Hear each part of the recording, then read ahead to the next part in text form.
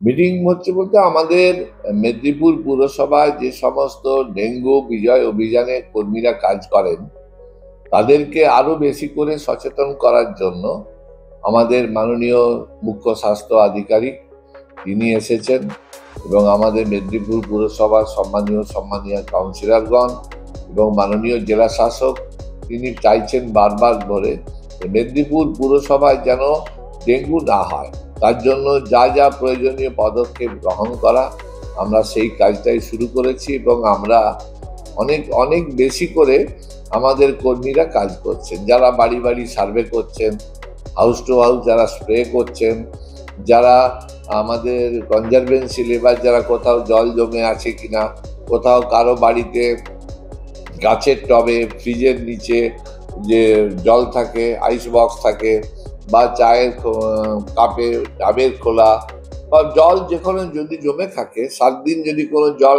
পরিষ্কার জল থাকে সেখানে ডেঙ্গুর লার্ভা পাওয়া যায়, যাতে না হয় সেই জন্য আমাদের সমস্ত কর্মীরাই মানুষকে সচেতন করছেন। আমরা করছি, জ্বর হলে বিনা পয়সায় 4 জায়গায় আমাদের পরীক্ষা করা হচ্ছে। ডেঙ্গু পরীক্ষা জ্বর হলে একবার করার জন্য শরৎপল্লীতে হচ্ছে, বেড়বল্লভপুরে হচ্ছে, মেডিকেল কলেজে হয় এবং আমাদের সব জায়গাতেই যে মানুষের কাছে যে এই সচেতনতা যদি আমরা পৌঁছে দিতে পারি সেই কাজটা করার জন্যই আজকে মাননীয় মুখ্য স্বাস্থ্য আধিকারিকের নেতৃত্বে আমাদের সমস্ত ডেঙ্গুর সাথে যুক্ত কর্মীদের নিয়ে আমরা একটি কর্মশালা করছি।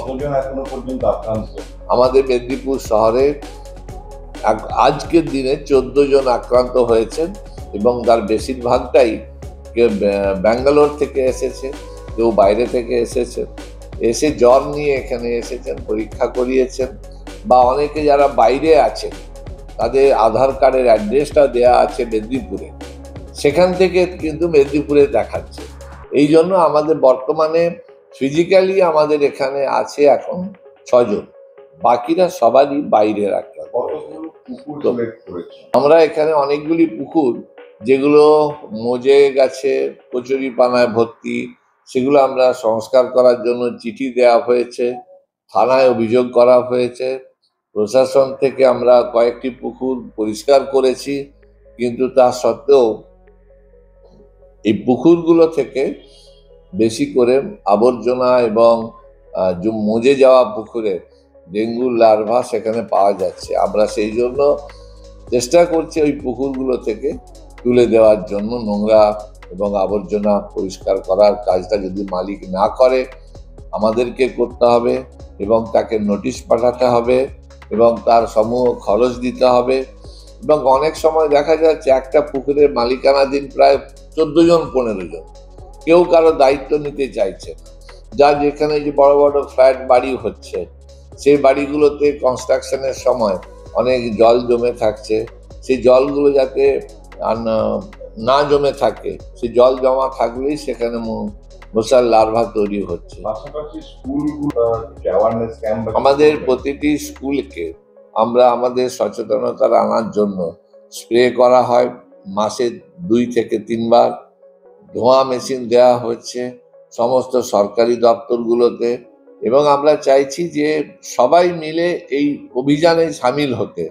এবং আমরা বলেছি প্রত্যেককে, যদি কারো বাড়িতে ডেঙ্গু হয়, ডেঙ্গু যদি নাও হয়, জ্বর হয়েছে, তাকে অন্তত আমরা মশারি দিচ্ছি, সেই মশারিটা আমাদের মাননীয় মুখ্যমন্ত্রী আমাদের কিছু মশারির ব্যবস্থা করেছেন, যে মশারিগুলো আমরা যেখানে তাদেরকে দিয়ে বিনা পয়সায় টাঙিয়ে মশারিটা ঘুমোতে বলছি, যে জ্বর হলেই তারা আমাদের পরীক্ষা কেন্দ্রে যেন পরীক্ষা করান, কোনো অবহেলা করবেন না, আর সরকারি স্বাস্থ্য দপ্তরের সঙ্গে যোগাযোগ রাখবেন।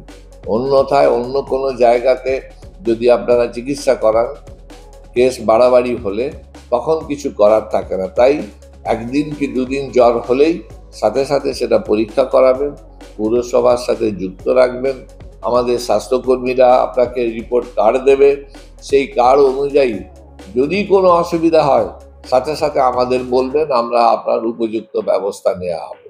এটা মেদিনীপুর শহরকে ডেঙ্গু মুক্ত শহর আমরা করছি এবং মানুষকে এগিয়ে আসতে হবে, মানুষকে সচেতন করতে হবে। আমরা প্রতিদিন বিকেলে আমরা ধোঁয়া মেশিন দিয়ে লার্ভা এবং মশা মারার চেষ্টা করছি। তো মানুষকে আমরা অনুরোধ করব সবাই যেন আমাদের এই কাজের সাথে সামিল হয়ে আমাদের সহযোগিতা করে। আমরা তাকে নোটিশ পাঠিয়েছি যে অবিলম্বে সেটা পরিষ্কার করে দেওয়ার জন্য, যদি না করে তার জন্য আইন মাফিক ব্যবস্থা নেওয়া হবে। কাজে হাত দিয়েছি। আমরা 15ই আগস্টের আগে শহরের সমস্ত মূর্তিগুলোকে পরিষ্কার পরিচ্ছন্ন রাখা যাতে হয় তার উদ্যোগ নিয়েছে মেদিনীপুর পুরসভা।